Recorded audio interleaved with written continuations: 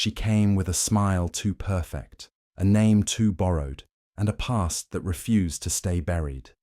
In a world of forged titles and whispered motives, some masks slip. Others are worn so long, they become skin.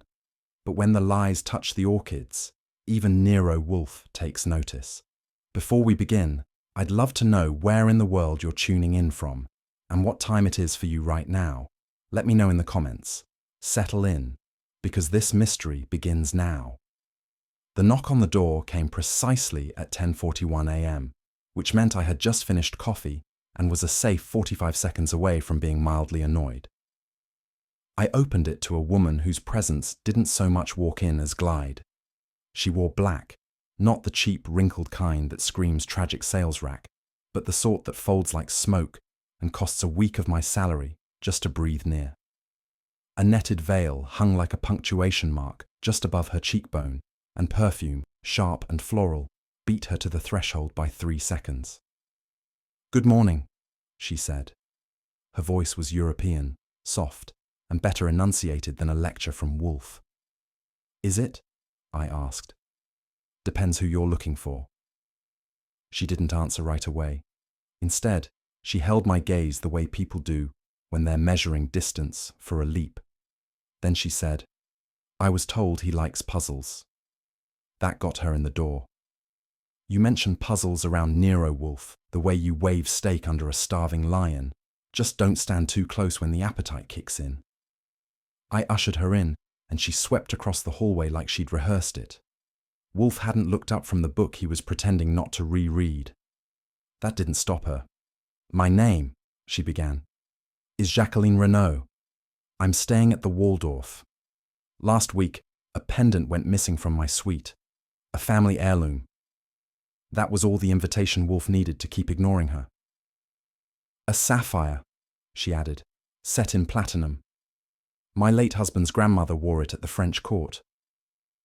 That earned her half a glance from Wolfe, which in our universe is the equivalent of standing ovation. I scribbled notes like a good assistant, mostly to hide the smirk forming.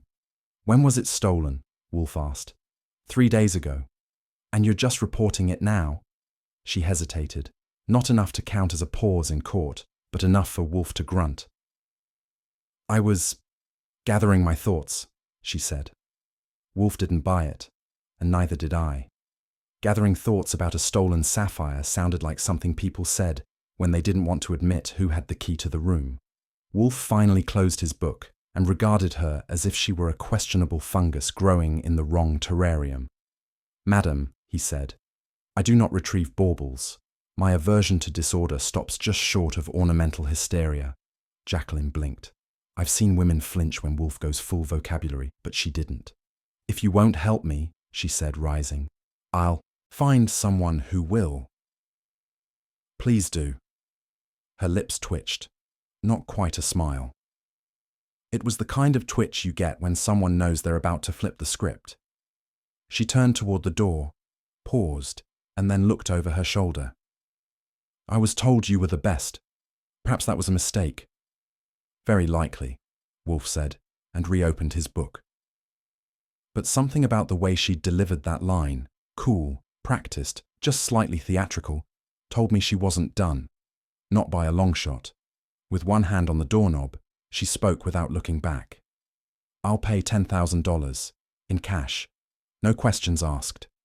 The temperature in the room dropped by 2 degrees, and I swear the foam on Wolfe's beer glass stopped mid-bubble. He set the book down, ever so gently. His nostrils flared. I've seen Wolfe turn down princes, oil barons, and a woman once accused of marrying 7 dentists. But when his arch nemesis, money, walks in, he listens. He didn't say, "Come back," or "Please sit."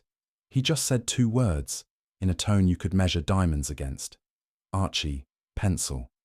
I pulled out the notebook, fighting the grin trying to hijack my jaw. Jacqueline turned, her expression unreadable except for the part where she knew she'd won. I'd have admired it if it didn't mean I was about to be dispatched all over Manhattan, asking strangers about missing jewelry and women who smelled like they belonged on stamps. While Wolfe dictated the terms of engagement like a diplomat signing a treaty, I watched Jacqueline. Her hands were still clasped in her lap, but the knuckles had tightened a shade. The poise hadn't cracked, but I'd seen enough poker players to know when someone's holding tension like a live wire. "The pendant," Wolfe said, "shall be recovered if feasible. If not, a plausible account of its fate will be delivered in writing. My methods are not subject to review." She nodded once. Not grateful, not relieved, just acknowledging that the performance was back on script. When it was done, Wolfe rang for Fritz and leaned back like the matter was dusted. Jacqueline stood. "Thank you, Mr. Wolfe." "Do not thank me," Wolfe replied. "Thank your fee." She smiled, touched the netting of her veil, and floated to the door. Just before stepping out, she accidentally let something drop from her purse. "I'm not new." That was no accident. I picked up the fallen calling card, tucked half under the leg of the foyer table, like a clue left for detectives with good eyesight and better curiosity. The front read, "Madame Jacqueline Renaud, Waldorf Astoria." But the back was where it got interesting. Faint, almost rubbed out, was a different name pressed into the cardstock, barely visible under the right light. Juliette Marchand. I slipped it into my pocket and closed the door behind her. Back in the office, Wolfe was tapping his fingertips together, like a man ready to play Beethoven on someone's criminal record. I handed him the card. He examined both sides, snorted, and said the word that usually means, "I'm about to earn my overtime." Phooey. Then, "We've been had, Archie." He didn't need to add the rest. Whoever Jacqueline Renaud really was, she wasn't just a widow with a missing pendant. She was a woman wearing a costume. And I had a hunch the show had only just begun. Felix Deschamps had a gallery with his name in 5-inch brass across the door, an ego thick enough to wallpaper the Louvre. The man himself was draped across a velvet chair in a room that smelled like varnish, old books, and self-promotion. "Darling," he said by way of greeting. And I knew it wasn't for me personally. Felix called everyone darling, including his espresso machine. I told him I was working for a private client. Mentioned Jacqueline. He made a long, hissing sound between his teeth and waved his hand as if batting away an unpleasant breeze. "She has not visited me in, days. A week, maybe more. Tragic woman, always dramatizing the trivial." Behind him, his assistant coughed gently. "I believe," she said, "Madame Renaud was here 2 nights ago. You showed her the Roubaix sketch." Felix gave her a glare that could have melted glass. I gave her a smile I hoped said thanks for being honest with your paycheck still in the room. Interesting thing, though, he hadn't denied the sketch. Just the timeline. So Jacqueline had seen Felix recently, and Felix had forgotten on purpose. Why? If Felix was wax and wine, Ivy Blair was ice and diamonds. I found her curled in a chair the size of a piano at her Upper East Side townhome, sipping something too pale to be tea and too sparkling to be innocent. "Jacqueline," she purred, "my darling expatriate pet, what has she misplaced now? A lover, a passport, or a priceless French bauble?" I didn't dignify that with an answer, but I did smile like she'd just told me a good joke. She motioned for me to sit, then ignored me for a full minute while flipping through a magazine that hadn't published a readable sentence since the Harding administration.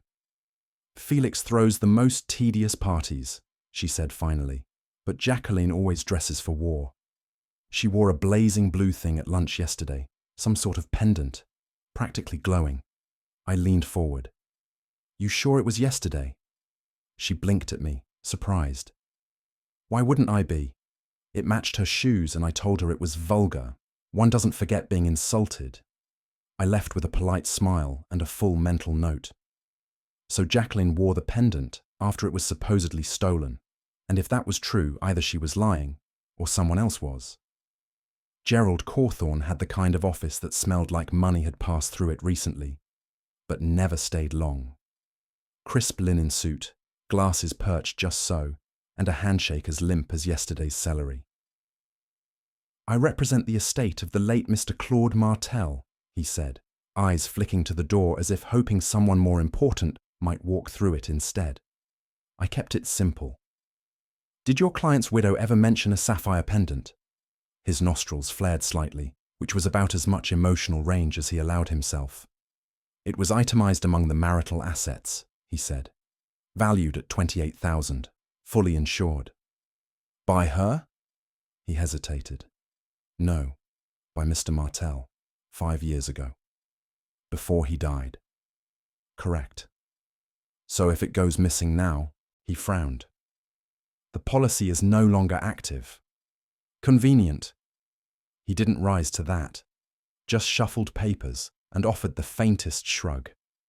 I left with more questions than answers, and a gut feeling the man knew a lot more about Jacqueline's finances than he was paid to admit. And if her dead husband had insured the pendant himself, who exactly had been holding on to secrets? I called Wolfe from a payphone on Lexington, gave him the gist. Felix was twitchy, Ivy was sharp, and the lawyer was one stiff handshake away from collapsing into dust. Wolfe muttered. That's as animated as he gets before lunch. As I turned to head back, I caught a glimpse of something blue glinting in the morning sun. Correction, someone. A woman, mid-30s, elegant in that money doesn't care way, stepping out of Felix's gallery with a pendant that matched Jacqueline's description like a fingerprint. Oval sapphire, platinum setting, chain fine enough to floss a ghost. She moved fast, which made following her an art. I played it casual, ducked behind a flower vendor, and watched her flag a cab. License plate, 3PZ62. I jotted it on my cuff and flagged my own cab. The problem with Manhattan traffic, though, is it hates everyone equally, including private eyes. I lost her 2 lights later, swallowed up in the tide of yellow taxis and midtown noise, but that pendant had been real. And if Jacqueline's was missing, then either hers had a twin, or somebody was selling souvenirs from the same mysterious source. By the time I got back to the brownstone, Wolfe was in the office, planted like a stubborn oak in his chair, with Plutarch's Lives open and his lips in a line. I gave him the rundown: names, places, reactions. I even drew a sketch of the pendant in the margin of my notebook, which he glanced at and ignored completely. The assistant contradicted Felix, I said. Ivy says Jacqueline wore the pendant after it was stolen. The lawyer says it was insured by her husband, not her. Wolfe closed the book with the kind of precision that makes you wish you hadn't spoken at all. You believe she's lying? I think everyone is, especially her. He grunted. A halfway baked theory, Mr. Goodwin, but savoury. He pushed himself up from his chair, a rare movement before dinner time, and headed for the desk. He opened his logbook and began flipping through dates. I want timelines, he said. Dinner dates, gallery visits, insurance policies. You'll have to find out when and where that pendant was last seen in public. Already saw it, I said. Today, around a stranger's neck. He tapped the desk twice. Then someone, Wolfe murmured, is trying to sell us a forgery of a forgery. At 4:35 that afternoon, a delivery boy showed up at the door with a box of chocolates, a perfumed envelope, and a short note from Felix Deschamps, printed on gold-foiled stationery and pretentiousness. Dearest Archie, it read.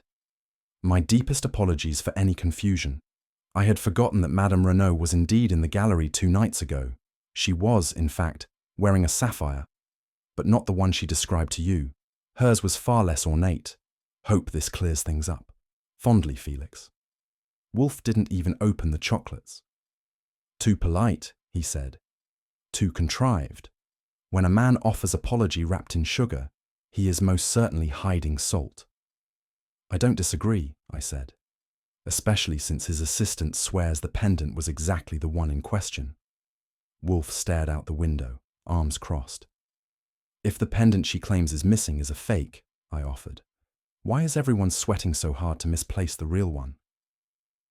Wolfe didn't answer immediately. He reached for a fresh beer and took a long sip. Then, softly, because someone is afraid that pendant will speak louder than they can. And that, I figured, meant the case had just gone from missing jewellery to something with a pulse. If there's one thing I don't like more than suspicious clients, it's forced civility over overpriced entrees. But when Jacqueline Renaud invites you to a private French soirée at La Chanterelle and Wolfe agrees to attend in person, you put on your best suit and hope the soup's hot. The private room was dimly lit, the table stretched too wide, and the guest list read like a guide to metropolitan vanity. Ivy Blair had arrived already pre-sparkled in sequins, clutching a drink like it was holding her up. Felix Deschamps was there too, as polished and oily as ever, whispering into the ear of a woman with cheekbones engineered for diplomacy. Gerald Cawthorne, the lawyer, sat like a placeholder between conversations. Jacqueline drifted in last, regal in black with just the right amount of understated drama, the kind that whispers tragedy in 5 languages. She greeted everyone warmly, but when she reached me, she leaned in close and murmured, "Stay alert tonight." That wasn't a dinner party pleasantry. That was a warning, and I was just beginning to wish I'd asked Fritz to pack me a sandwich instead. Felix had taken it upon himself to open the second bottle of Bordeaux, which, if his attitude was anything to go by, he'd been waiting to do since the moment he arrived. He tapped his spoon against his glass with flair and rose, holding the wine aloft like a minor deity. "To mystery," he began, "and to the woman who embodies it so perfectly. Jacqueline, darling." He didn't get to finish. Halfway through "darling," his throat caught mid-word. The glass wobbled, slipped.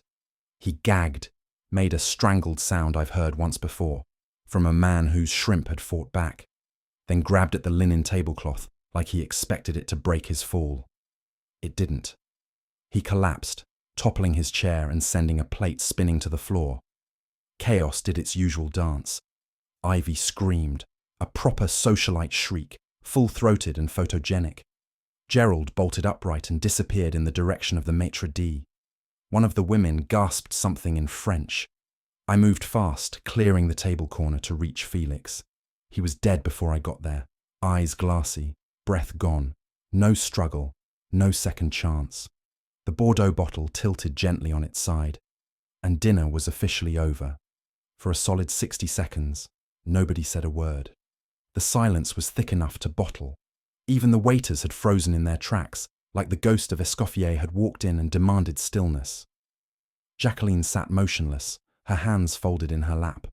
Ivy had one hand on her throat, and the other gripping her wineglass like it was a revolver. Gerald returned with the manager, flustered and fuming.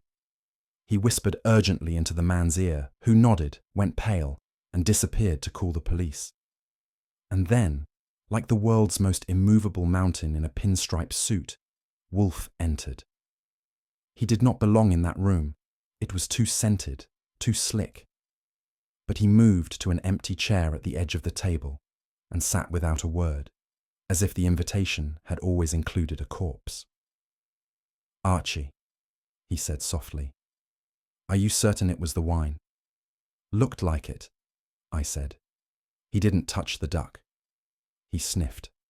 "Of course not." Then he closed his eyes, leaned back and murmured, "There is no substitute for witnessing the tremble of guilt." It was classic Wolfe. He hadn't even looked at the body yet. The police hadn't arrived yet, and the wait stretched like molasses.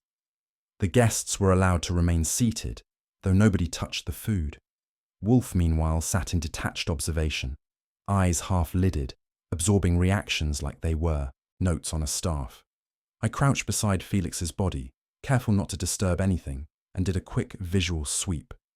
His jacket was rumpled from the fall, but something stiff pressed against the fabric of his inner coat. I slipped on gloves. Wolfe insisted I carry a pair, and felt inside. What I found made me pause. A sapphire pendant, oval-shaped platinum setting. Exactly the piece Jacqueline had described down to the clasp. Nestled in his inside pocket like it belonged there all along. I held it out toward Wolfe. He opened one eye, reached out, and took it delicately. "It's hers," I said. "Or appears to be." he murmured. Jacqueline didn't even blink. Ivy let out a tiny gasp. Gerald stiffened so suddenly his water glass trembled. Wolfe examined the pendant briefly, then folded his hands. This ceased to be about theft, he said, the moment he died. And that meant we weren't just dealing with a thief, we were dealing with a killer. Kramer arrived like a thunderclap in a bad suit. Of course, he said loudly, spotting Wolfe from across the room. Of course you're here. Inspector, Wolfe said, with minimal inflection. You're late. Kramer stormed to the body, looked at the pendant in Wolfe's hand, and narrowed his eyes. What's that? Evidence, I said. Don't get smart, Goodwin. If that pendant's hers… He jabbed a finger at Jacqueline. She's going home in cuffs. Jacqueline remained still. One eyebrow arched like the accusation bored her. It was found in Mr. Deschamps' pocket, Wolfe said evenly. Unless he had a penchant for self-theft, your enthusiasm may be misdirected. Kramer scowled. And you just happened to be here, at a private party, with the dead guy and the missing necklace. Yes, Wolfe said. An unfortunate coincidence, or a fortunate one, depending on how much you value truth. Kramer looked like he was ready to bark again, but the maitre d' appeared with a tray of glasses and a face like someone who'd stepped on his own resume. I could tell Kramer wanted to blow the whole room sky high. Instead, he grunted, turned toward Jacqueline, and growled, "Don't go far, lady. You've got more explaining to do than anyone here." Jacqueline, as it turned out, was better at theatre than tragedy. She rose with slow dignity, brushing a non-existent wrinkle from her sleeve, and turned toward Kramer with the poise of someone auditioning for the role of Grace under pressure. I gave the pendant to Felix, she said calmly. I asked him to return it to me after verifying its authenticity. And when was this arrangement made? Wolfe asked. 2 days ago. He claimed to have contacts with a private jeweler, but I believe now… She looked down at the body, as if grieving might break through at any second. He planned to sell it. Her voice didn't crack. Her eyes didn't redden. If she was mourning, it had been rehearsed. Wolfe steepled his fingers. And you chose not to mention this earlier because… I was embarrassed. It's all very sordid. I didn't want it to reflect poorly on my husband's memory. Which one? I muttered. She didn't flinch. Wolfe stared at her in silence for a long moment, the way he looks at orchids when he suspects a fungal infection. Then he murmured, almost to himself. She rehearsed that line. I watched his eyes narrow, and I knew what that meant. Wolfe was no longer interested in her pendant. He was interested in her story. Kramer came through the front door like a bull that had mistaken Wolfe's brownstone for a china shop. I opened it, barely, before he barged in, steam already building behind his badge. I ought to have your license pulled, Goodwin, he barked. You and that oversized orchid fondler think this is some kind of hobby. Wolfe, seated in his chair and barely glancing up from a copy of the New York Times, said, You are trespassing, Inspector. You're interfering. I'm reading. You were at the murder scene. Yes. You handled the body. I observed. Kramer turned to me and jabbed a stubby finger in my direction. He was poking around Deschamps' coat like a raccoon in a trash bin. That's colourful, I said, if a little rude to raccoons. Kramer growled, stepped closer to Wolfe, and dropped the real bait. Or maybe you're not just interfering. Maybe you're protecting your little actress. Wolfe's head came up, slow, deliberate. The paper folded with military precision. That, he said, voice low, is a very foolish thing to suggest. And just like that, Wolfe was no longer uninterested. Kramer had barely cleared the threshold before. Wolfe rose from his chair, which in brownstone terms is the equivalent of a seismic event. He didn't storm or bark. He simply walked to the dining room, turned on his heel, and vanished into the plant rooms like a man retreating into a cathedral. I waited a minute, then followed. He stood among the orchids, hands behind his back, gaze fixed on a speckled Paphiopedilum. If it had spoken Latin, he might have answered. You know, I said, He had a point. She is charming. Wolfe sniffed. Charming is not exculpatory. So she's a liar. She is performing. I gave him a beat. So are most widows. That did it. He pivoted with the grace of a man who doesn't like being needled and never admits when he is. The woman is not what she claims, he snapped. And I dislike falsehood. I smiled. Wolfe was annoyed, which meant we were finally getting somewhere.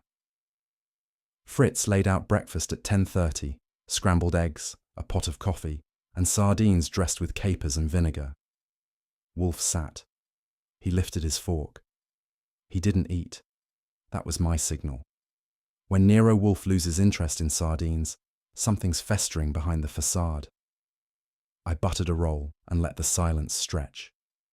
He tapped the table once with a thick finger, then reached for the salt and forgot what he was doing with it. You think Kramer's right? I said. About her? I think, Wolfe muttered, that deception has layered this case like a millefeuille. French pastry? Precisely. Flaky and deceptive. He took one bite of egg and set the fork down again. Then, abruptly, Archie, we must look beneath the lavender. There is something fetid. That was Wolfe code. The woman's perfume had outlasted her story. Now he wanted the truth underneath it. You know, I said, leaning back in my chair, there's still a chance she's just what she says she is. Wolfe arched a brow, the left one, which he reserves for when he suspects I've gone temporarily brain dead. A grieving widow, I continued, unlucky enough to lose a pendant and attend a dinner party where the wine turned deadly. It's not impossible. Irritatingly possible, Wolfe replied, but unlikely. Because she's poised. Because she's too poised. Poise is not natural in calamity. Maybe she's just French. He ignored that. She deflects. She orchestrates her silences, and she does not grieve. I nodded. All true, but she does know how to work a veil. That got me a look. What do you want, Archie? Wolfe asked. Permission to fall in love? I'm just saying. What if we're chasing shadows? Wolfe leaned forward, fingers steepled. Then, Mr. Goodwin, uncover the ghost beneath her perfume. That was the assignment. And the chase, I knew, had officially begun. Wolfe didn't like using the telephone, which is why it was memorable when he lifted the receiver himself. He dialed with the deliberate care of a man who preferred silence over syllables. When Jacqueline answered, her voice was calm, maybe a little too much so. This is Nero Wolfe, he said. You will attend here at 4 o'clock. I will have a new contract prepared. A pause. Yes, a new engagement. You are no longer retaining me to locate missing jewelry. You are retaining me to investigate a murder. Another pause. No, madam. I am not implying. I am concluding. He hung up without a goodbye. That was subtle, I said. She'll arrive, he replied. She cannot afford not to. By 3:30, Fritz was arranging the tray for tea. By 4 sharp, Jacqueline was stepping into the office in tailored navy and war paint. Wolfe gestured for her to sit and opened his drawer. This agreement supersedes the former. She hesitated only once, on the last line. Wolfe noticed. We now hunt a killer in silk, he said softly, and her hand trembled just enough to matter. Once Jacqueline was gone, her scent lingering like guilt in an expensive bottle, Wolfe leaned back and closed his eyes. Mr. Goodwin, he said, you will begin with the public records. Which ones? Birth, marriage, immigration, estate, and death. In that order. Looking for what? The origin of her pendant, the legal identity of her husband, and any confirmation that either existed outside her narrative. That was Wolfe at his most precise, which meant I was about to spend 3 days buried in typewritten indexes and files that smelled like forgotten basements. He didn't stop there. Visit the Waldorf, confirm her guest record, and request the bell captain's log for the day of the theft. Charming, I said. Anything else? Yes. He opened a drawer and handed me a small dossier. Run this against the French consulate. What am I looking for? If she is not the widow, Wolfe said, find out who is. And with that, he dismissed me like a man ordering groceries. Except these groceries might come with diplomatic ties, a forged passport, and possibly another corpse. So naturally, I started with the marriage license. It felt like the place where the lies would have begun. Felix Deschamps' gallery, post-mortem, hadn't lost any of its flair for the theatrical. In fact, it might have gained some. The lighting was still moody, the walls still saturated with overpriced tragedy, and the smell of fresh paint still did its best to mask desperation. His assistant, a willowy blonde with a voice like chamomile tea left out in the rain, now ran the place. She greeted me like I was either the press or the IRS. I'm here, I said, because someone died, not because I suddenly appreciate emotionally distraught fruit bowls. She flinched at that, but led me in. We're continuing Mr. Deschamps' vision, she murmured. His vision needed bifocals. She showed me a wall of post-French realist abstractionism, which I took to mean a lot of reds and moody blues that looked like someone had spilled their conscience after a breakup. Then I saw it. A landscape titled Silence of the Widow, muted blues, a jagged hill, and, prominently, a sapphire necklace draped over a stone cross. It wasn't subtle, it was a signature, and I didn't need Wolfe's brain to tell me someone had painted guilt right onto the canvas. The question was, who? The painting was signed René Dupin, a name that rang a bell only because Wolfe had once called him a fraud with a palate and delusions of grandeur. Dupin's dead, I said aloud. The assistant turned. Excuse me? He died 20 years ago, so unless he's painting from the beyond, she flushed. It was a tribute, perhaps. Unfinished work. I wasn't buying. In the corner of the frame was a sticky note, pale yellow, half tucked under the wood. I read it before she could stop me. C. Martel. Confirm shipping Thursday. C. Martel. As in Claude Martel. As in Jacqueline's allegedly deceased husband. I snapped a picture of the canvas and the note. Then texted it to Wolfe with a simple line. Dupin forgery. Linked to Martel. The reply came 30 seconds later. Don't move. Which, translated from Wolfian, meant, you've just stumbled into something large enough to swallow us all. I stayed put, pretended to study a sculpture that looked like someone had lost a bet with a blowtorch, and kept one eye on the assistant who had gone pale. The painting wasn't just a fake, it was a message, and someone dead, or pretending to be, had signed it. By Wolfe's orders, I took up position the next morning at the cafe across the street from the gallery, with a bitter coffee in hand and a croissant that might have been smuggled in from the Spanish Civil War. The gallery lights clicked on at 9:03. The assistant arrived at 9:17. At 9:48, a delivery guy in a denim jacket and paint-splattered sneakers rang the bell and was let in. 5 minutes later, he exited with a long, wrapped canvas under one arm and something small, flat, folded, tucked into his jacket. That got my attention. I ditched the croissant, grabbed the check, and followed him east on 74th. He didn't move fast, which made trailing easy. We passed a florist, a newsstand, and a dog groomer named Shea Bark. Then he turned sharply and headed down a narrow side street lined with aging brownstones. He climbed the steps to number 112, rang once, and was let in. I caught a glimpse of a red-blue flag in the window, the French tricolour, half faded and sun-stained. Subtle, it was not. I texted Wolfe again. Canvas delivered to brownstone with French flag. Stakeout? He replied, observe, do not engage. Yet. Sure. But something told me this wasn't just a delivery. I gave the brownstone a full hour. No movement, no delivery guy leaving.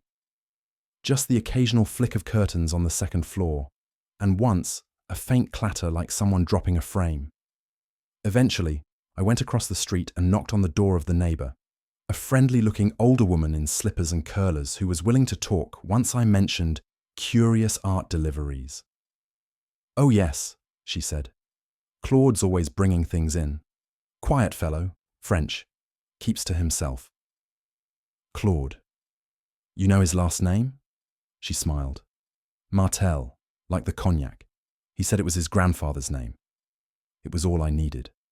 I thanked her, crossed the street, and texted Wolfe. Confirmed. Resident named Claude Martel. Lives. The reply, return, now. I glanced once more at the brownstone. The flag in the window fluttered slightly, then went still again. Claude Martel was supposed to be dead. He had a war record, an insurance trail, and a widow telling stories with poise and perfume. But apparently he also had a paintbrush and a townhouse. Either he'd faked his death like a magician, or someone was impersonating a ghost. And I wasn't sure which option was worse. Back at the brownstone, Wolfe had abandoned his chair in favour of the globe near the bookshelf. A rare occurrence, usually signalling that the world had become temporarily interesting again. I laid out the evidence, the forged painting, the assistant's nervous twitch, the delivery, and Claude Martel's resurrection. He listened without interruption, then folded his arms. "Claude Martel," he said, "served in occupied France, vanished after the war, reappeared briefly under a different name in Paris, then vanished again, presumed dead in 1948. "Presumed," I said. "Turns out he just changed neighbourhoods." "Or identities," Wolfe added. "And if he's tied to forged paintings, the pendant, and Jacqueline—" He trailed off, which was his way of giving me space to catch up. "So what's the connection?" I asked. He moved back to his chair and sat. Martel disappears. Jacqueline inherits a pendant of dubious provenance. Felix begins selling forgeries. A French identity with historical scars resurfaces in New York. He took a sip of beer. "This is not about theft," he said. "It is a rehearsal for murder." "Encore performance?" He nodded. "Someone is preparing for a final act." And we were, whether we liked it or not, sitting in the orchestra pit. The next morning, I went back to the gallery under Wolfe's instruction, this time as a potential buyer with an interest in emerging trans-European tension pieces. Don't ask. I made it up on the subway. The assistant, whose name I'd learned was Lily, greeted me with a stiff smile and offered espresso, which I declined in favour of wandering. Then I saw it. The painting. Same subject, same palette, but signed by someone else entirely. J. Rouvier. I raised a brow. "Didn't this used to be signed by Dupin?" I asked. She froze. "No, that one's always been Rouvier." I leaned in, faux enthusiastic. "Funny. I could have sworn I saw it with another name." We rotate labels," she said weakly, "to inspire mood." "Sure," I said, "and to inspire market price." Her laugh was half a gasp. "Art is fluid. So's forgery." Her eyes flared. I gave her a nod, thanked her, and left. Back outside, I texted Wolfe. Same canvas, different name. The reply came quick. "Excellent. Our masterpiece of lies is nearly complete. Whatever game Jacqueline, Martel, and Felix had been playing, it involved brushes, lies, and ghosts. And now, someone was about to paint themselves into a corner." The French consulate on East 74th had the charm of a museum after hours, dim, echoing, and too polished to trust. I gave my name as Mr. Frederick Vaughan, Claims Investigation Division, and was ushered into a walnut-panelled office that smelled like lemon oil and diplomatic immunity. The man behind the desk had cheekbones sharp enough to open mail. His suit was grey, his tie navy, and his accent clipped enough to suggest he'd rather be fencing épée than answering questions from me. "I am Monsieur Delacour," he said, steepling his fingers. "You are investigating insurance?" "That's right. A missing pendant, sapphire, attached to a woman named Jacqueline Renaud." His brow twitched like a muscle trained not to react. "That is not her only name. My foot tapped once under the chair, then stilled. Oh? She is known to us by another. But you understand, monsieur, such information is not shared freely. I'm not here for free, I said smoothly. I'm here for facts. He gazed at me, unreadable. Then perhaps, monsieur, you are in the wrong place. But something in the way he said it told me I was exactly where I needed to be. It took an hour of charm, half-truths, and bureaucratic boredom before Delacour slid the manila folder across the desk. The top read, Renaud, Jacqueline, cross-reference, Lambert, Elise, bingo. Inside were brittle, yellowing papers marked Confidentiel Défense. One in particular caught my eye, a wartime personnel report dated 1944. It showed Elise Lambert as a courier for the Resistance, active in Lyon and Marseille. The photo attached showed a woman younger but unmistakably Jacqueline, lips tighter, eyes more dangerous. The final notation? Presumed dead, April 1945. No recovery. Now, I'm not one to spook easily, but there's something about the words presumed dead that always raise the temperature in the room by a few degrees. And considering she'd walked into our brownstone alive, elegant, and offering 10 grand cash, I'd say presumption had a hell of a sense of humour. You'll understand this file never left this building, Delacour murmured. Of course, I lied politely. Back outside, the wind cut through my coat, and I muttered to myself, great, another client with a ghost file. It was only a matter of time before the ghost started talking. Back at the brownstone, I delivered the goods. Wolfe didn't say thank you, he's allergic, but he took the file with both hands like it might start reciting Shakespeare. He read in silence, then tapped the dossier once. Elise Lambert, he murmured. Courier, codename Lisette, used 6 aliases, rumoured to have coordinated 4 extractions and 2 disappearances. I raised a brow. As in vanished people, or vanished themselves. He ignored me. The Germans never caught her, but the French classified her as deceased, convenient, and strategic. Strategic for whom? For a woman who trafficked in secrets, he said. And men. I gave a slow whistle. You think she's still at it? Wolfe didn't answer. Instead, he closed the file with a snap and said, She survived more than war. She learned how to stage truth. It wasn't just what he said. It was how his voice had dropped half a register, which meant we weren't chasing a stolen pendant anymore. We were chasing a performance 20 years in the making. Wolfe insisted on lapsang souchong for his afternoon constitutional. I joined him in the dining room, where Fritz had laid out a modest spread of spiced cucumber sandwiches and glances that screamed, something is up. Wolfe sipped, then spoke. She came to us not as a widow, he said, but as an actress. Her tremble was rehearsed, her story polished, her lie incomplete. Fritz tilted his head. Lie, sir? Yes, Fritz. A woman does not report a theft 3 days late unless she needs the timing more than the truth. I poured my tea. So she's what? A professional griever? No, Wolfe said softly. She is a woman with a dossier thicker than a telephone book and more aliases than an operatic soprano.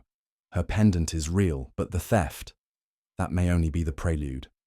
Fritz blinked. To what? To something older than murder, Wolfe said. Blackmail, betrayal, rebirth. He gazed into the steam of his cup. Truth wears rouge better than lies, but not indefinitely. And for the first time, Fritz had nothing to say. That night, Wolfe retired early with his orchids. Fritz vanished into his kitchen haven. I stayed behind in the office, staring at the low burn of the lamp and the high burn of my thoughts. I reread the case notes, Jacqueline's entrance, the locket, the hesitation, the smirk, the dropped card with a second name, a widow with too many stories and not enough grief. The wartime file stared back at me. Elise Lambert, presumed dead. Survived the Nazis, vanished into smoke, and now sipping our sherry like she belonged. I closed the folder and leaned back, eyes on the ceiling, where shadows played games I didn't want to name. Wolfe thought it was performance. I was starting to think it was revenge. But revenge for what? And against whom? I tapped the desk twice, sharp and slow, then said aloud, to no one in particular, "Who exactly died in that toast?" The question hovered, quiet and insolent. I didn't have an answer. Not yet. At exactly 12:04 a.m., Wolfe's voice came down the hall. "Archie." That tone. Not sleepy, not irritable, just precise enough to drag me upright. I found him in the library, fully dressed, leaning over an open book with the wartime file beside it. He didn't look up. He said one sentence. "We are no longer solving a murder. We are interrupting a performance." I blinked. "Okay, you want to expand that, or should I just clap now?" He finally looked up. "The pendant, the forged painting, the names, they are props. The stage is set. The audience, us, was invited, and Act 1 is nearly done." "What's Act 2?" I asked. He didn't smile, which made it worse. "Someone dies. This time, for real." I whistled low and shook my head. "So what do we do?" He closed the file. "We watch. And if the curtain rises..." Wolfe adjusted his glasses. "Then, Archie, we ruin the show." I grinned, dry. "Which means Act 2's about to get bloody." At 8:03 a.m., I heard the unmistakable rustle of Wolfe unfolding his newspaper, and at 8:04, the equally unmistakable sound of it being crumpled with contempt. That's how I knew I didn't need my eggs right away. "Archie!" he bellowed. I appeared in the office doorway with coffee in hand and the expression of a man about to be drafted into artillery duty. Wolfe had the Gazette spread like battlefield debris across his desk. A red editorial box in the upper left corner glared like a bloodshot eye. The headline, "Poison, Perfume, and Pour-Over Coffee. Renowned recluse, Nero Wolfe, linked to dinner-death drama." The byline, "J. Lansing Purdy." The leak, obvious. "Kramer," Wolfe growled. "He wishes to flush a fox. He'll get a wasp nest." I offered a grin that could have sliced bacon. "Nice phrasing." "He insinuates I hosted murder, harbored deceit, and insulted the trout. All three are slanders. Shall I write a rebuttal?" "Bah! A rebuttal is for mistakes. This," he stabbed the column with a finger, "is malice." And malice, in Wolfe's world, required something far worse than a rebuttal. It required retaliation. The precinct reeked of stale coffee and fresh self-righteousness. I found Kramer at his desk, legs up, reading his own press like it was scripture. "Well, if it ain't Wolfe's shadow," he said, not looking up. "Cute write-up," I said. "You use a ghostwriter, or just whisper sweet nothings to Lansing Purdy in your sleep." He grinned like a man with a badge and no shame. "You got something to complain about? File it." "I might. Slander's a real thing." He shrugged. "All I said was, you two were at the dinner. Didn't say you poured the wine." I leaned in. "You also didn't say we didn't." He dropped his boots and stood. "Archie, here's friendly advice. Stay away from Jacqueline Renaud. She's a silk-wrapped spider, and you're not exactly fireproof." I smiled. "Worried about me?" He stepped close. "Next time someone takes a swing at you, I'll send flowers." I didn't flinch. "Make sure they're lilies. They'll match your tone." Then I turned on my heel before I gave him a reason to order the bouquet early. There are worse ways to spend an afternoon than parked in a yellow cab outside the Gotham Continental Hotel, armed with a sandwich, binoculars, and a file thick enough to qualify as reading material, and weapon both. Jacqueline's suite was on the 7th floor. The blinds were drawn, lights off, not a whisper of movement. I read through Martel's dossier again. Claude Martel, war photographer, vanished in 46, listed as dead. But there were fingerprints, whispers, aliases, and now Jacqueline, dragging his ghost through our front door. I chewed the last of the rye and watched the revolving door spin twice with nobodies. I was about to go back to the file when something pricked my spine. I looked up. Down the block, leaning in a shadowed doorway, was a figure, too still, too patient, and far too interested in me. I didn't move, just folded the file, put the binoculars down, and said aloud, "Well, that's new, because nothing says you're on the right track like someone watching you watch someone else." I stepped out of the cab under the pretense of a nicotine stroll, though I hadn't smoked since college and never with any grace. I walked once around the block, casual, eyes forward, boots scuffing the curb. The figure in the doorway had vanished, which didn't relax me. Ghosts didn't need to be visible to cause damage. I ducked into the alley behind the hotel to circle back unseen. And that's when the world tilted. Two men stepped out of the shadows like they were rehearsed. No words, no hesitation. One jabbed a fist into my ribs, the other grabbed my collar, and I was suddenly negotiating with gravity. I twisted out of the first hold, landed a solid elbow, but the second one was fast, military fast, and clipped me across the jaw with something that felt like a hammer wrapped in leather. I hit the wall hard. "Martel warned you!" one of them hissed into my ear. That did it, not the pain. The name. I headbutted the speaker, tasted copper, then drove my knee into a shin and bolted, half dragging myself down the alley. I didn't win that fight, but I sure as hell escaped it. Barely. I stumbled into a yellow cab like a war veteran home from the wrong front. The driver gave me a look like he was mentally drafting the upholstery cleaning bill, but said nothing when I rasped, "35th and 9th, and make it smooth." My left eye was swelling, my shirt was torn, and I was holding my ribs like they might escape. Still, I managed a decent smirk in the rearview mirror. At the brownstone, Fritz opened the door, took one look, and said, "Mein Gott." I limped past him and into the office, where Wolfe looked up from his book with the raised brow of a man interrupted at a poor moment.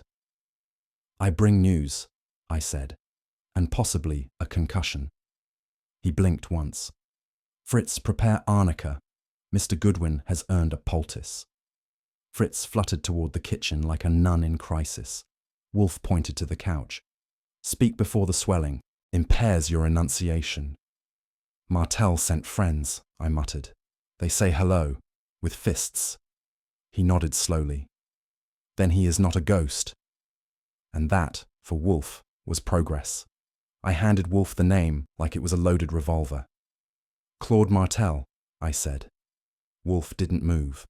Then he reached for the war file, flipped to the back page, and tapped the obituary.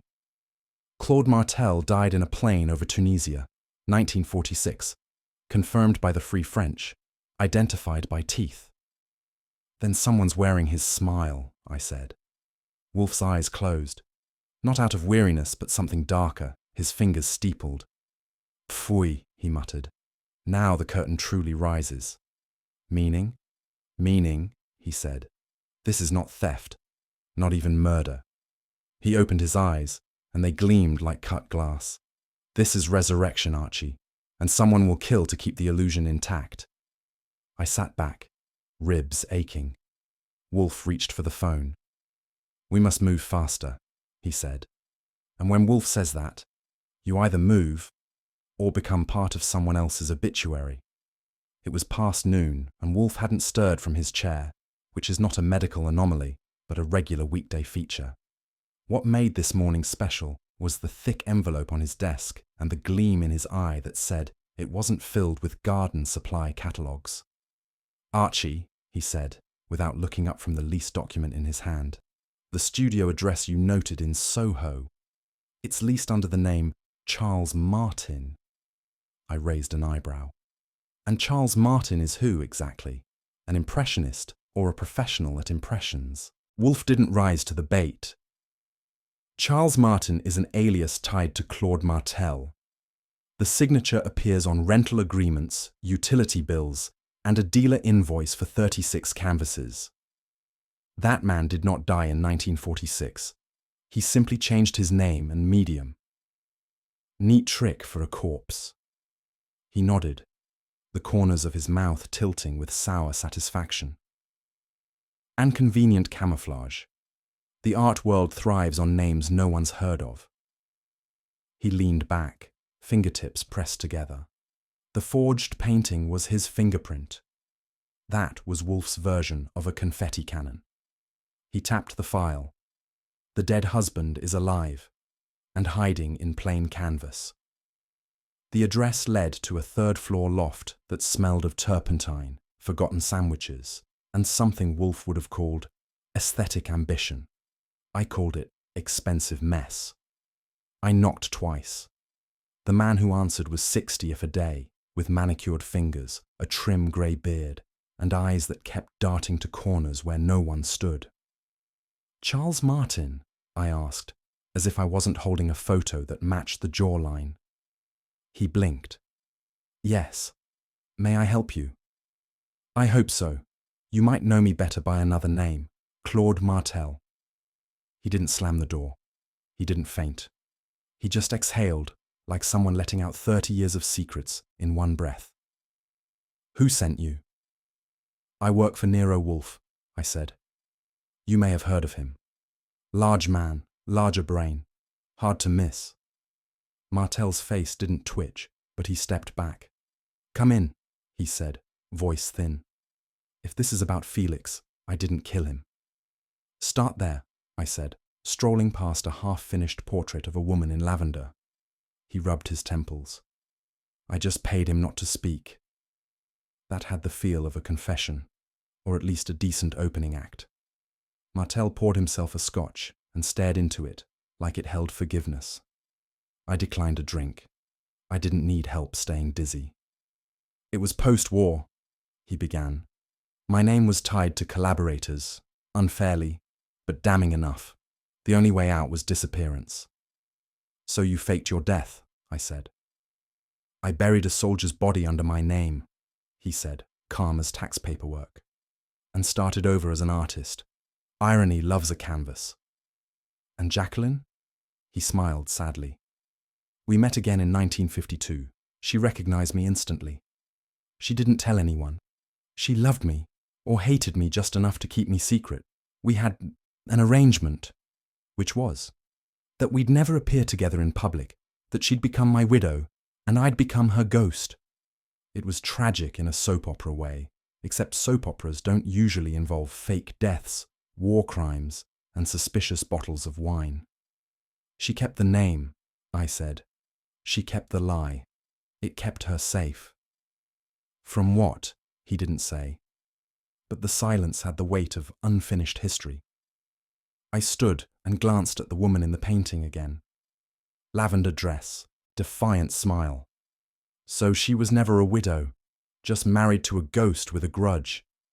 Martel sat heavily, like the memories had gained weight. "Felix found out 3 months ago," he said. "He traced my brushwork. Artists are arrogant. We leave signatures even when we try to hide." "What did he want?" "Money. Silence money. One payment to stay dead, another to stay buried." "You paid him?" "I paid him twice. The third time I refused." "Why?" "He grew greedy, started asking for more than cash. He wanted introductions, influence, blackmail with benefits." Martel didn't laugh. He said he'd mail a dossier to a New York Times contact. I told him if he did, I'd vanish again. He said I wouldn't get the chance. "You threatened him?" "No, I warned him. I had nothing left to lose, and he knew it." "But you didn't kill him?" Martel's gaze was steady. "No, I didn't." Which meant either he was lying with conviction, or someone else got nervous first. I asked, "Did Jacqueline know?" He hesitated. She knew about Felix, not the threats. "And now?" "I haven't spoken to her since the night he died." That might have been true, but Martel had the kind of face that had practiced secrets, and Wolfe would know which ones still needed unwrapping. I made it back to the brownstone just in time for Fritz's roast duck and Wolfe's appetite for ugly truths. The man himself was nestled in his chair, eyes closed, lips pursed, and fingers tented like a praying mantis on sabbatical. I gave him the rundown. Martel's life as Charles Martin, The forged death, the post-war scandal, the re-entry into Jacqueline's orbit like a ghost with alimony, the blackmail, the refusals, the final silence. Wolfe didn't interrupt. That was how I knew he was thinking hard, or plotting war. When I finished, he opened his eyes and said, "She shielded him once." Jacqueline. He nodded. He was a liability, one she loved enough to protect, but now. He let the silence drip like syrup. "She has motive," I offered, "but no access to the poisoned bottle." "That we know of," Wolfe replied. "Martel's reappearance threatens everything she built. Even a ghost can wreck a reputation." He tapped his armrest. "I want a full dossier on Martel's escape, names, dates, forged documents, and any record of Jacqueline's travels in 1946. Going hunting. Archie. I am preparing to skin a chameleon." And this one painted his camouflage in oils. Calling Inspector Kramer after dinner is a little like poking a hornet's nest with a barbecue fork, if the hornet smoked cigars and hated you personally. Wolfe made the call from his desk, voice velvet and vinegar. "I have reason to believe Claude Martel is alive." Dead silence, followed by a slow burn. "You what?"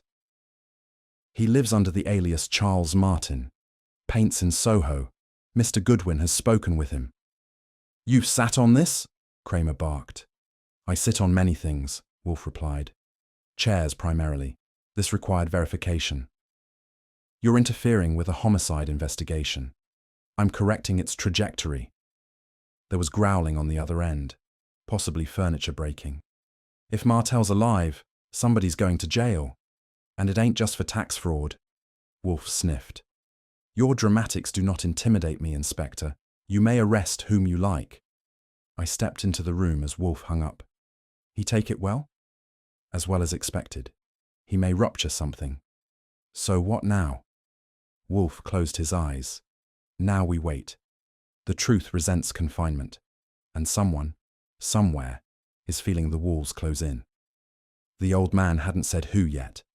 But when Wolfe sharpened his voice like that, someone was about to bleed ink.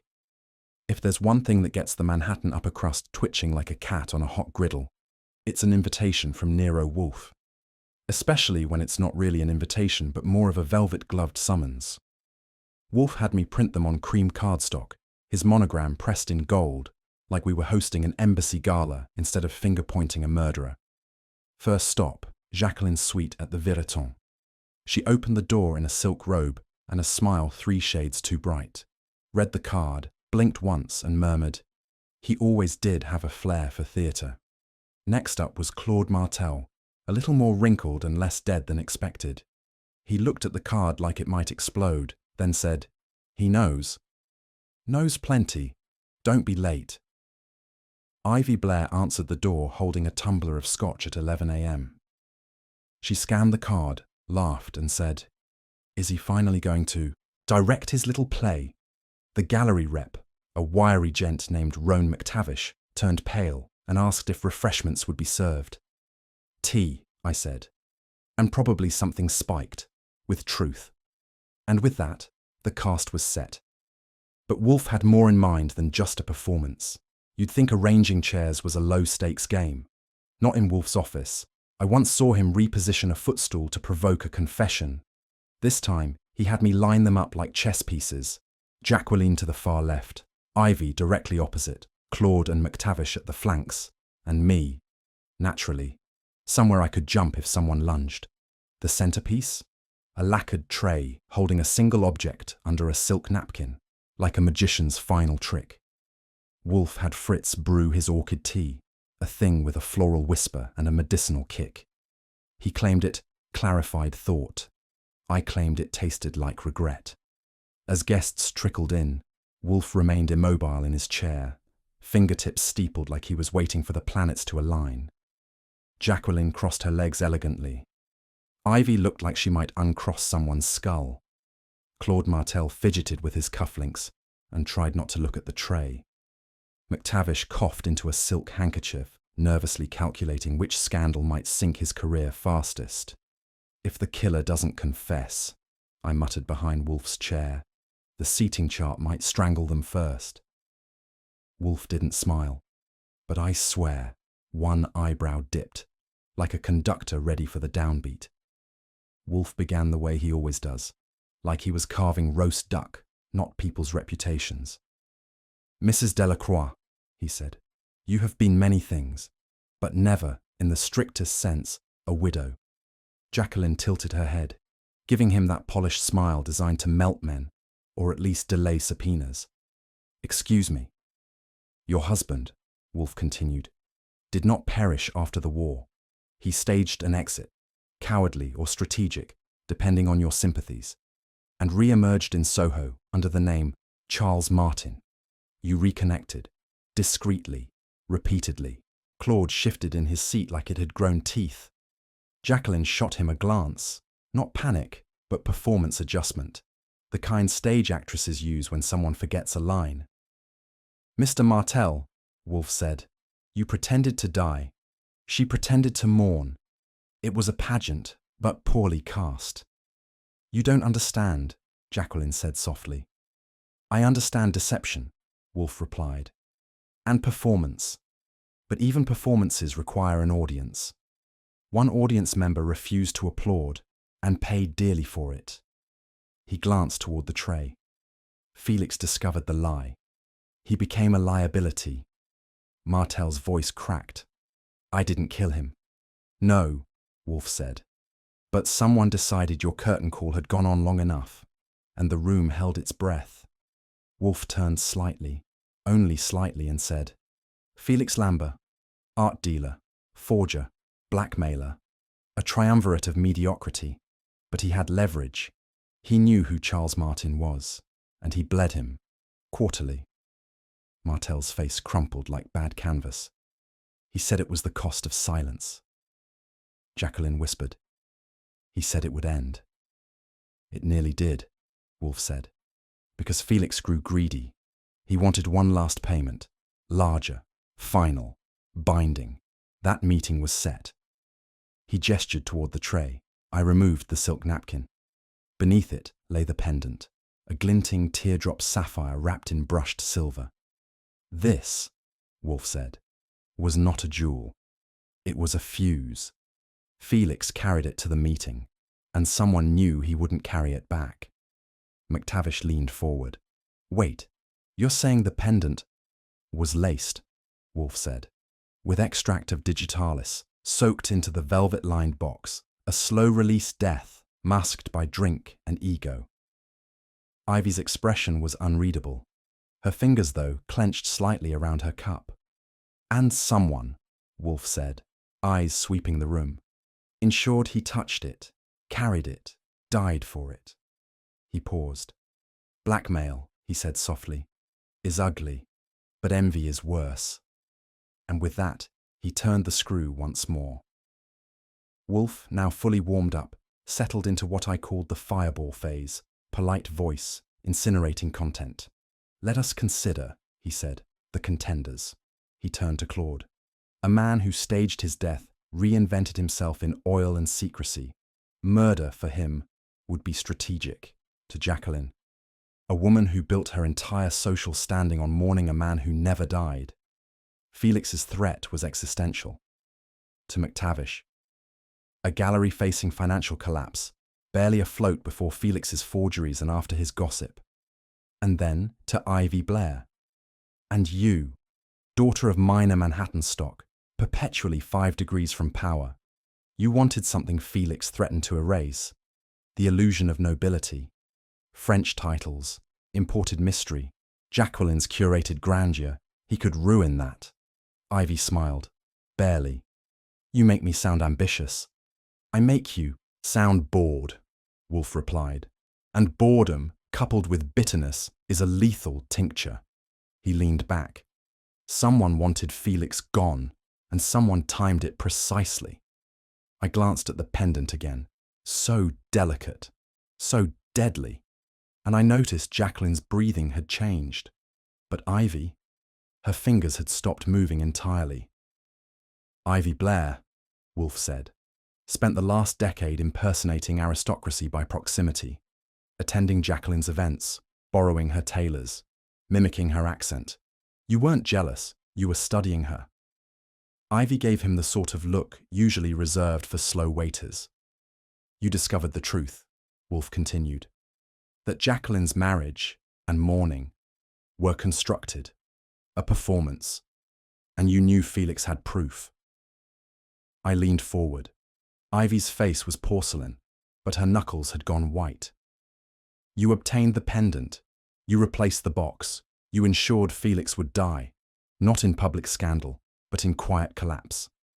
And Jacqueline, your rival, would be the obvious suspect.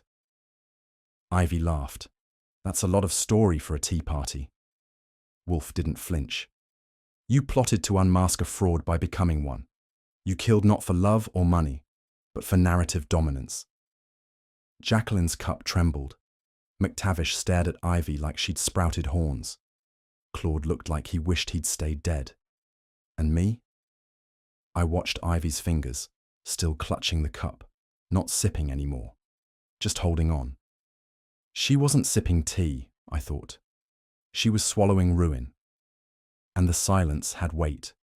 Right on cue, and I do mean cue, as in the moment Wolfe reclined an inch, the front door banged open and Lieutenant Kramer burst in like a bull handed a search warrant. I got the damn envelope, he growled, 5 minutes ago. He stopped cold, took one look at Ivy, and yanked out the cuffs. Wolfe gestured, perfectly civil. You may take her, Inspector, but let her keep the tea. It's expensive. Kramer cuffed her, muttering something about poison, nobles, and maniacs. Ivy didn't speak. She didn't need to. Her silence said plenty. As they left, Wolfe finally looked at me. Archie, yeah? See that Fritz refreshes the orchid water. And the pendant? He closed his eyes. Box it. Store it. Lies, Mr. Goodwin, have shelf lives, but sometimes they sparkle first. And the office fell quiet, but the performance wasn't over. Not quite. When Nero Wolfe gets quiet, the walls start to sweat. It's not the kind of silence that drifts in gently, like a Sunday nap. It's the heavy, brooding kind, thick with contemplation and orchids. That morning, he parked himself in the plant rooms with Theodore, issuing the usual command. No interruptions unless someone was actively bleeding on the parquet. I parked myself in the office with my typewriter, half-heartedly banging out a report that nobody would read, including Wolfe. The silence downstairs had claws. Every clack of the keys felt like I was tapping Morse code to a man on a mountain. No bell rang, no client called. No Inspector Kramer stomped in, waving a warrant in a bad mood. I tried coffee, didn't help, tried humming, worse. I even considered a walk to shake the feeling. But that would have given Fritz ideas about rearranging the filing system, and we couldn't have that. Mostly, I sat and stared at the closed door to the plant rooms, wondering which variety of philosophical doom Wolfe was brewing with his orchids and his overgrown ego. If Wolfe gets contemplative, you'd best prepare for either a monologue or indigestion. When Wolfe emerged, it was noon sharp, and Fritz had already set the dining room with the precision of a military maneuver. The bouillabaisse was steaming, Marseille style, loaded with saffron and secrets. I took a spoonful and nearly whistled. Fritz doesn't play around with fish stew. Wolfe settled in with the gravity of a man returning to a throne. He didn't speak until his second helping, which, for him, is practically a drum roll. Deception, Archie, he said after a sip of beer, is not merely a tool of crime, it is a requisite of civilization. I paused with a muscle halfway to my mouth. You mean the lies we tell to avoid awkward conversations? I mean, he continued, that identity, social identity, is often a costume worn so long it forgets its original wearer. That's Wolfe for you. Solve a murder, and he philosophizes about human masks over bouillabaisse. Jacqueline wore hers well, I said. Classy fabric, decent stitching. He snorted. And yet Ivy Blair saw through it. To envy, not justice, I said. Big difference. Wolfe sipped again. Justice is often the byproduct of envy, but it remains justice. I nodded. Fritz refilled our glasses like he was watering roses. You're waxing poetic today, I said. Should I be worried? No, but society should. The cafe on 86th had seen better umbrellas and worse patrons. Jacqueline arrived 5 minutes late, not enough to be fashionably manipulative, just enough to make me wonder if she was watching the street before entering. She wore a navy coat, tailored to forgiveness, and a pair of sunglasses that were either Dior or Defiance. She smiled like someone who'd practiced it once in the mirror and decided it still worked. Archie, she said, like we were old dance partners who'd left something unresolved on the floor. I ordered 2 coffees. She ordered hers black, no cream, no sugar, no illusions. You're not afraid to be seen with me? She asked, fingers lightly touching the rim of the cup. Only if you brought poison in your handbag. She laughed. I left that at the gallery. Bad memories. We talked, lightly, carelessly. She mentioned Paris and how she might return. I mentioned Wolfe and how he'd probably write a book on her if he weren't allergic to publishers. Then I leaned in and said, You never answered my question. She tilted her head. Which one? The real Jacqueline.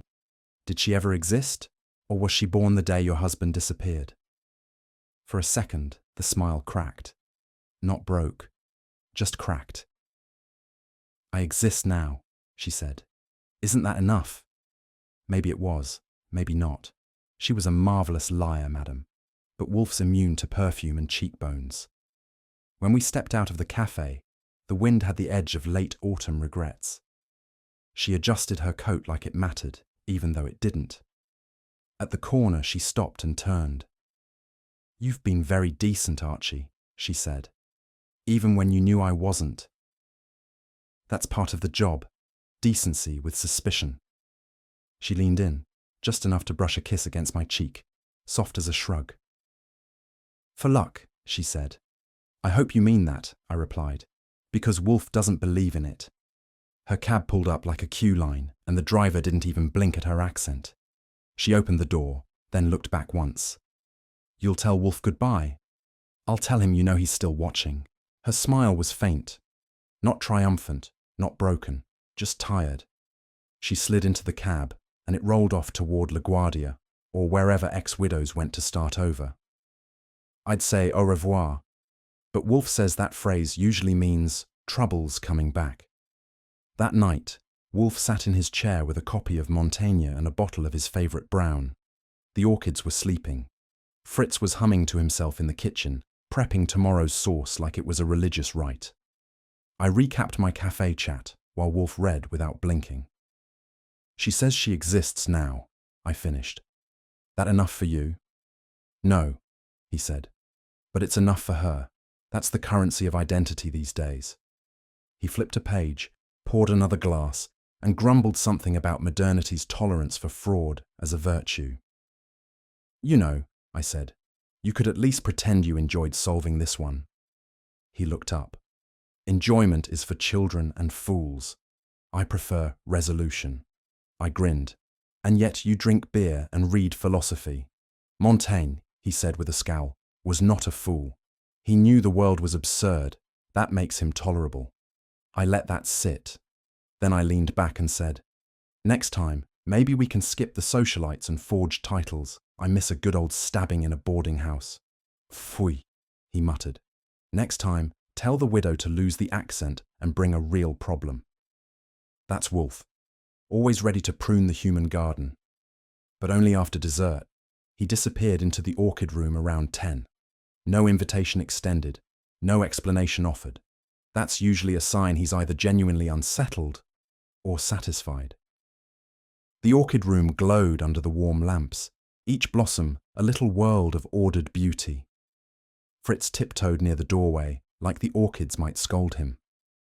I waited outside, leaning on the hallway wall, listening to the quiet, like it might break into melody.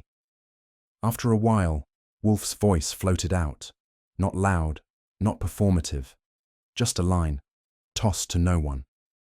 Even the finest masks rot from the inside. I didn't respond. There wasn't anything to say that wouldn't ruin the poetry of it.